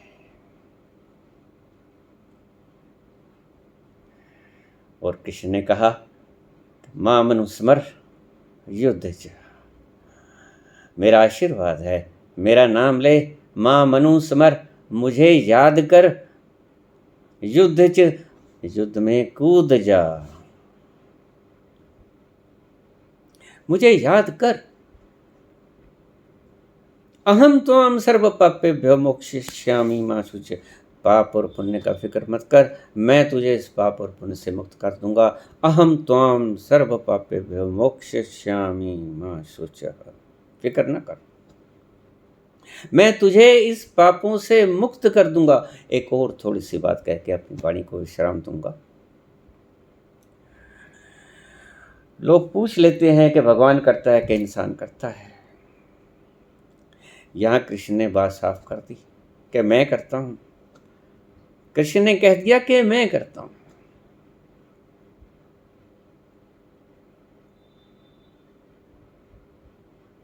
क्योंकि युद्ध के बाद अर्जुन को किसी तरह का कष्ट नहीं झेलना पड़ा। अगर पाप किया होता, 18 अक्षौहिणी सेना उसके कारण ही मरी होती, तो 18 अक्षौहिणी सेना का पाप मारने का और सभी विद्वत जनों को और इतना ज़्यादा विश्वासघात कि जिससे सीखा हो उसी को मार देना। जिसके गोदी में बुरकी बुरकी खा के बड़ा हुआ हो, जिसकी गोदी में निर्भय मिला हो, उसको ही मार दूं। और मारना भी ऐसा कि रोम रोम छिद दिया उसने, शैया बना दी, वाणों की शैया पे लिटा दिया गया भीष्म पितामह। इतनी दर्दनाक मौत शायद आज तक भीष्म पितामह के अतिरिक्त कोई न मरा होगा। इतना भीषण दर्द।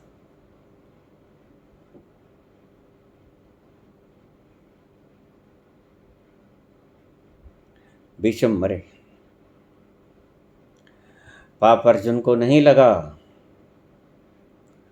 कृष्ण को पता था कि मैंने करवाया, इसने नहीं। ये जिम्मेवार नहीं है, मैं जिम्मेवार हूं। क्यों? तभी तो उसने कहा। उनका आखिरी शब्द बोलता है, यदा यदा ही धर्मस्य ग्लानिर्भवति भारत अभ्युत्थानम अधर्मस्य, अभ्युत्थानम धर्मस्य तदात्मानं सृजाम्यहं परित्राणाय साधूनां विनाशाय च दुष्कृतां धर्म संस्थापनार्थाय संभवामि युगे युगे। मैं करता हूँ दुष्टों का वध। तो किसने किया? अर्जुन सिर्फ एक माध्यम बना, अर्जुन सिर्फ एक निमित्त बना। भगवान जब खुद ये कहते हैं, यदा यदा ही धर्मस्य ग्लानिर्भवति भारत अभ्युत्थानम अधर्मस्य तदात्मानं सृजाम्यहं परित्राणाय साधूनां विनाशाय च दुष्कृतां धर्म संस्थापनार्थाय संभवामि युगे युगे। मैं करता हूँ, पापियों का वध मैं करता हूँ और पुण्यात्माओं का परित्राण मैं, पुण्यात्माओं का उद्धार मैं करता हूँ। जब जब भी जरूरत होती है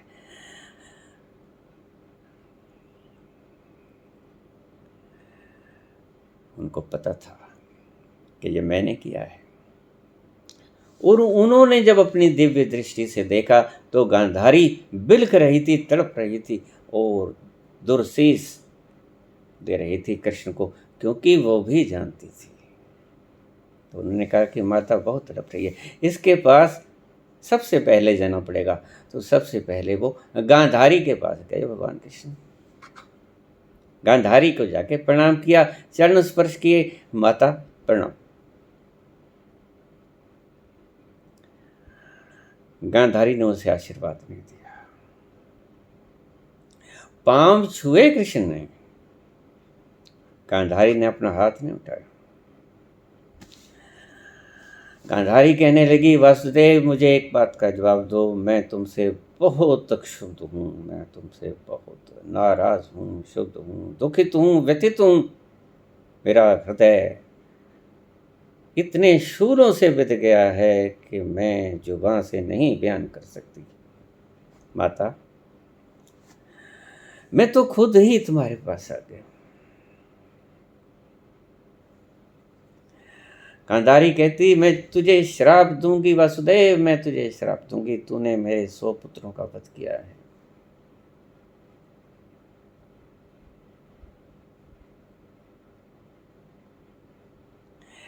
धृतराष्ट्र के 101 बेटा था, आपको शायद न पता हो।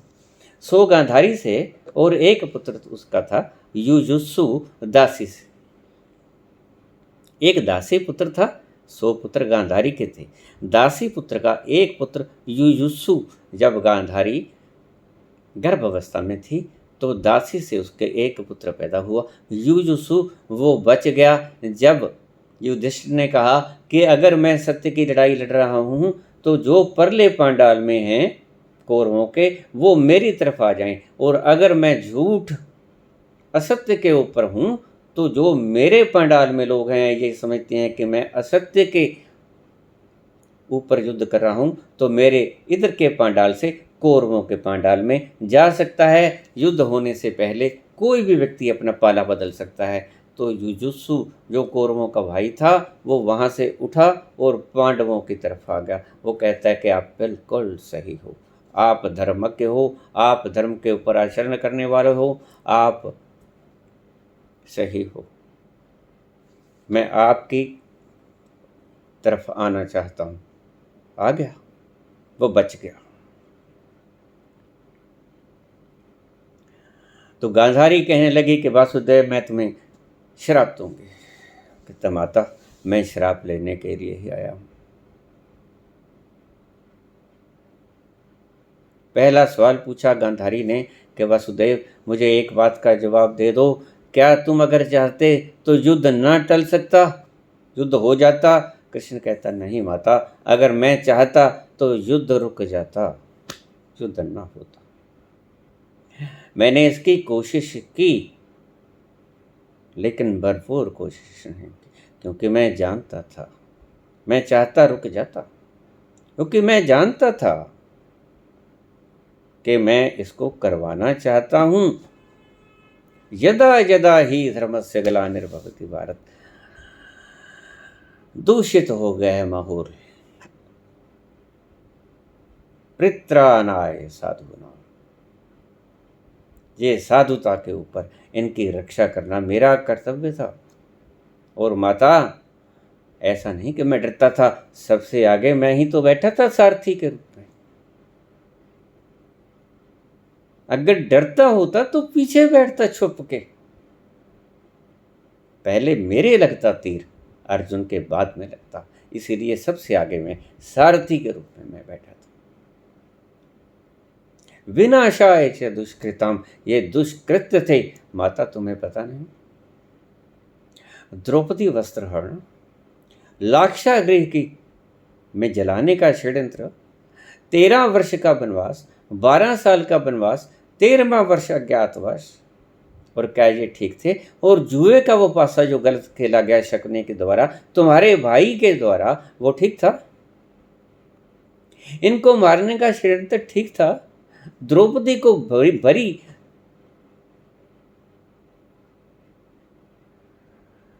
पूजनीय व्यक्तियों के आगे निर्वस्त्र कर देने की योजना ठीक थी? इनका वध नहीं होना चाहिए था क्या माता? गांधारी कहने लगी, बेटा इनका वध होना चाहिए था, लेकिन मैं तो एक मां हूं। वो गलत थे, सही थे, मेरे पुत्र तो थे, और उनके मृत्यु का कारण तुम बने। इसलिए मैं तुम्हें श्राप देती हूँ। मेरी अब ये अवस्था करने का सारा जिम्मा तुम्हारा, इसलिए मैं तुम्हें श्राप देती हूँ कि जैसे आज मेरा कुल समाप्त होने के कारण मेरा हृदय व्यथित है, ऐसे ही तुम्हारा कुल भी शीघ्र ही नष्ट हो जाएगा, जब मैं तुम्हें श्राप देती हूँ। वही हुआ। कृष्ण ने कहा, तथास्तु माता। चला गया श्राप लेके, और वही हुआ।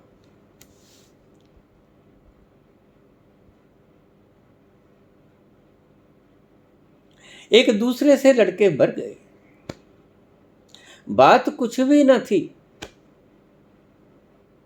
कृष्ण का एक पुत्र शांत, कई जगह पे अलग अलग नाम लिखे हैं, शरारत सूझी। दुर्वासा ऋषि तप कर रहे थे, नदी के किनारे पे बैठे मस्त, और शांभी के एक घोटना बांध दिया गया पेट के ऊपर, तो पेट उभर के आ गया। ऊपर से वस्त्र डाले हुए थे, लगता था कि ये गर्भवती स्त्री का वेश बना लिया, वैसे ही साड़ी वगैरह डाल ली, घूंघट कर लिया।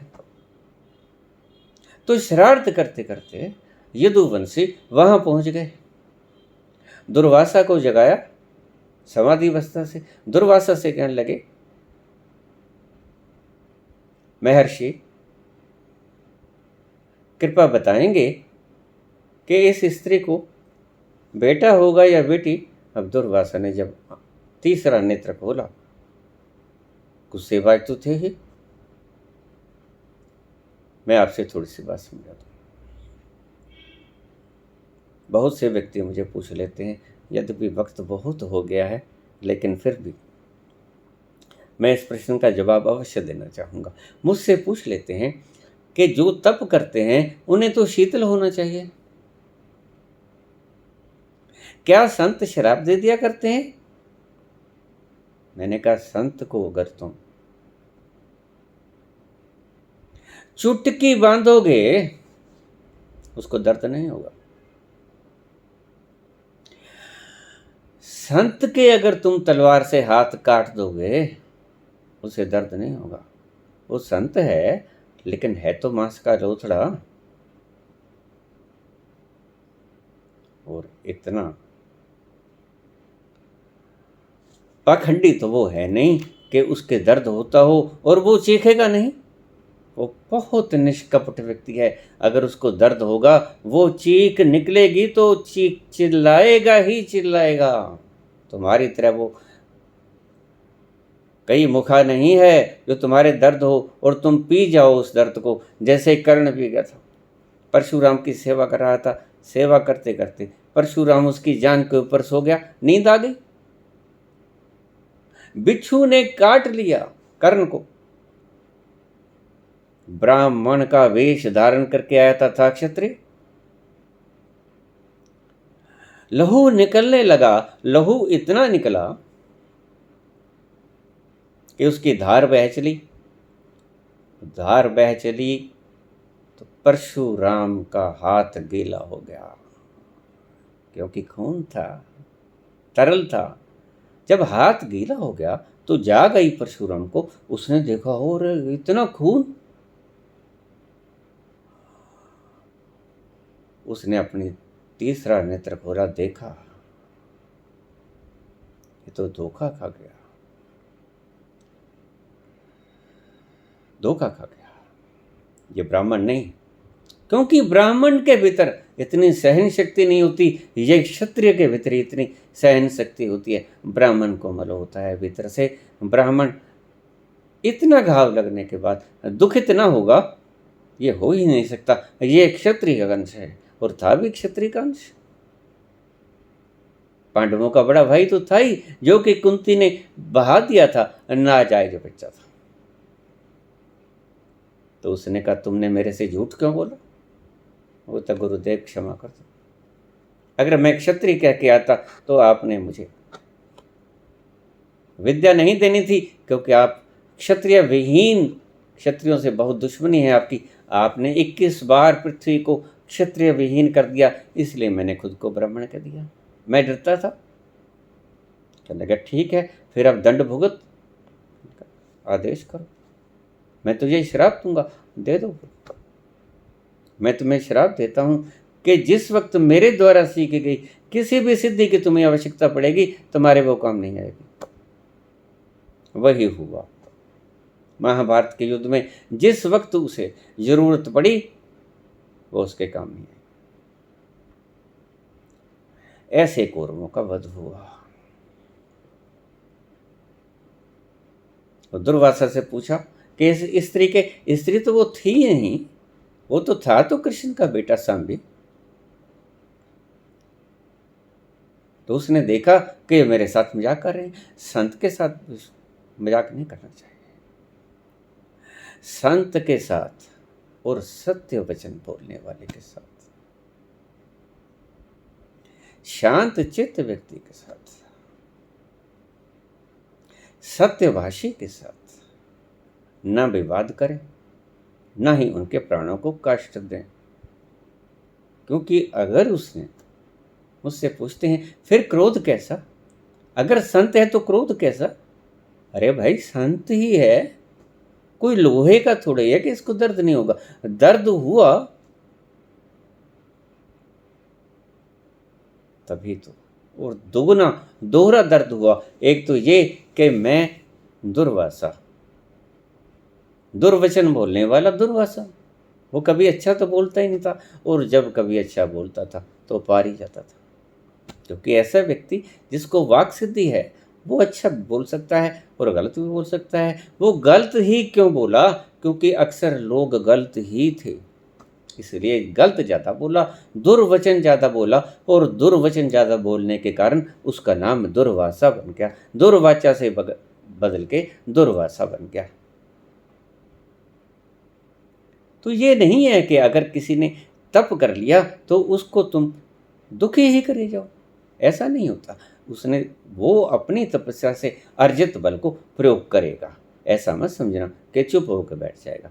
इसलिए किसी भी निरपराध व्यक्ति को, निर्दोष व्यक्ति को, जिसका कोई दोष ना हो, जिसका दोष हो, उसको दंडित करने का, उसको अपमानित करने का तुम्हारा अधिकार है। लेकिन जो दोषहीन है, जो सत्यवादी है, जो शांत है, जो अपने तप में मगन है, जो अपनी मस्ती में मगन है, उसको आप भूल के भी तंग मत कर देना, वो फलीभूत हो जाएगा, निश्चित फलीभूत हो जाएगा। मैं जिम्मेवार हूँ इस बात का, 100% वैसा ही होगा जैसा उसने कह दिया। तो उसने देखा कि ये तो मुसल बंधा है, एक तो मेरी बेइज्जती ऐसे कर दी, इतनी बेइज्जती तो वो कभी बर्दाश्त नहीं कर सकता, आखिर ब्राह्मण था। उसने देखा कि पेट में मुसल है, मेरे साथ मजाक कर रहे हैं। कहता अरे दुष्टो, इसके पेट में से जो निकलेगा वो तुम्हारे कुल का नाश कर देगा। ऐसे बना कारण गांधारी का दिया हुआ श्राप दुर्वासा के द्वारा परिपूर्ण हुआ। दुर्वासा ने कहा कि इसके पेट से जो निकला था वो था मूसल, वो तुम्हारे वंश का नाश कर देगा। अब दुर्वासा ने बात तो कह दी, क्षमा मांगते फिरते रहे बाद में, लेकिन जो शब्द जबान से, तीर कमान से, आत्मा प्राण आत्मा शरीर से जब निकल जाए वापस नहीं आता। निकल गया और वो सत्य हो गया। सभी लड़ के आपस में मर गए उस मूसल के कारण। दरअसल तो उसका कारण शराबी था गांधारी का। इसलिए आपसे यही कहता हूं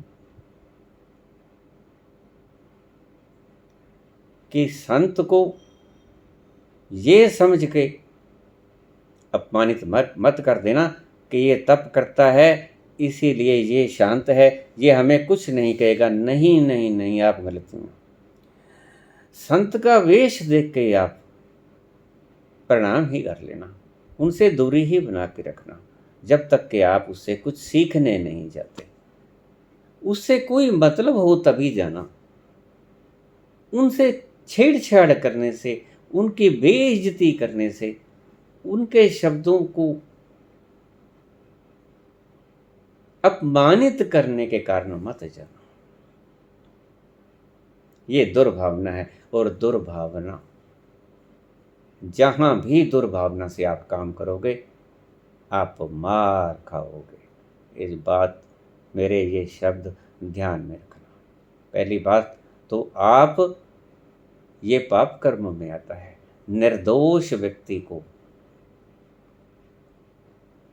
दूषित करना, उसको दोषी ठहराना पाप है।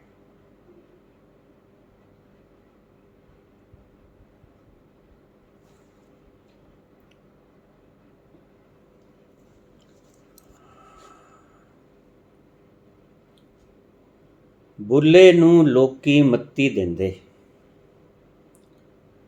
बुल्ले नूं लोकी मत्ती देंदे, बुलिया तू जा बह मसीती।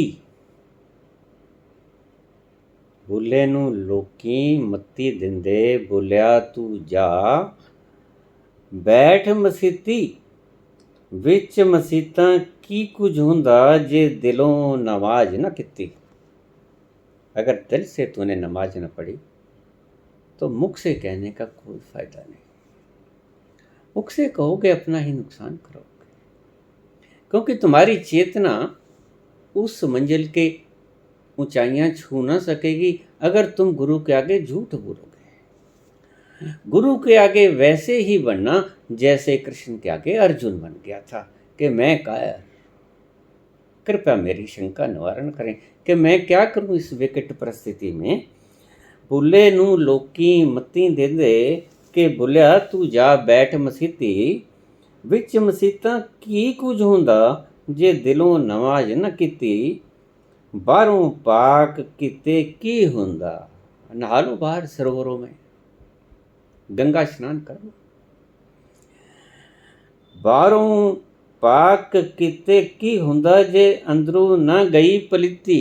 अगर भीतर से तेरा चीकड़ खत्म नहीं हुआ, कीचड़ खत्म नहीं हुआ, भीतर से बेईमानी रही, तब करे कोई और उसके तप का फायदा आप उठाना चाहो, ये तो चोरी है ना। बाहरों पाक किते की हुंदा जे अंदरों ना गई पलीती। बिन मुर्शद कामल बुलिया। मुर्शद के साथ एक शब्द लगाया इन्होंने बड़ा प्यारा। बुल्ले ने एक बड़ा प्यारा शब्द लगा दिया मुर्शद के साथ। आमतौर से हम कहते हैं कि गुरु के बिना ज्ञान नहीं मिलता, लेकिन इन्होंने गुरु के साथ एक शब्द लगा दिया। बिन मुर्शद कामल बुलिया। पूर्ण गुरु, पहुंचा हुआ गुरु, सच्चा गुरु, सत्य गुरु, जिसने अपने भीतर के तल को छू लिया, जो अपने भीतर के तल में बैठ गया, जो कृष्ण के शब्दों में अपनी स्थिति प्रज्ञ, अपनी स्थिति में बैठ नहीं गया, जो स्थिति प्रज्ञ नहीं हुआ। बिन मुर्शद कामल बुलिया, तेरी एवें गई इबादत कीती। कामल मुर्शद के बिना तेरी सारी इबादत, कितना ही टल खड़काई जाओ, कितनी ही जोत बत्ती किए जाओ, कितना ही नाम धाम किए जाओ, लेकिन अगर मुर्शद सही नहीं, अगर मुर्शद खुद पहुंचा हुआ नहीं, तो तुम्हें वो करने देगा जो तुम कर रहे हो, जैसा भी तुम कर रहे हो। बिन मुर्शद कामल बुलिया, तेरी एवें गई इबादत कीती। करते रहो इबादत। ये नाम बेकार हो जाएगा। इसलिए मैं नाम के खिलाफ इतना बोलता हूँ। ये भीतर से जो ध्वनि आ रही है ओम की, उसको नाम कहा गया है। उस तक पहुँचो। ये राधे राधे, ये राम राम, ये कृष्णा कृष्णा, ये कृष्णा कृष्णा थोड़ा कहा था। अर्जुन ने कृष्ण का नाम थोड़ा ही किया था। अर्जुन ने कृष्ण के आगे अपनी समस्या रखी थी। आप अपने पिता से कोई चीज मांगते हो तो पिता के नाम का जप किया करते हो। पिताजी पिताजी पिताजी पिताजी ये कहते हो, या उसके सामने जाके अपना रोना रोते हो कि पिताजी मुझे ये कष्ट है। लेकिन आप तो जानते नहीं पिता है कौन, कहाँ है। आप तो जो जानते हो, जो कामल मुर्शिद ने आपको समझाया है, बस उसका गुणगान किए जाते हो। वो ही आप बार बार बोले जाते हो, लेकिन उससे कल्याण होने को नहीं है। इतना कहकर वाणी को विश्राम देता हूँ। धन्यवाद।